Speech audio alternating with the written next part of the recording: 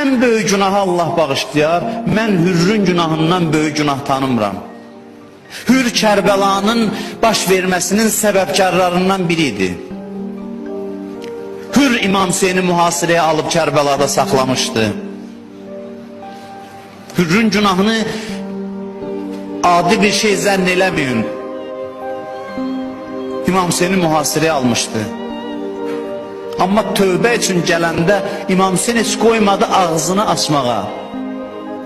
Dedi ki, mənim üçün də həlli min tövbə, mənim üçün də tövbə var, mənim kimi adamı da bağışlayar, mən Zeynəbi qorxutmuşam, mən sənin balalarını qorxutmuşam, mən səni mühasirəyə almışam.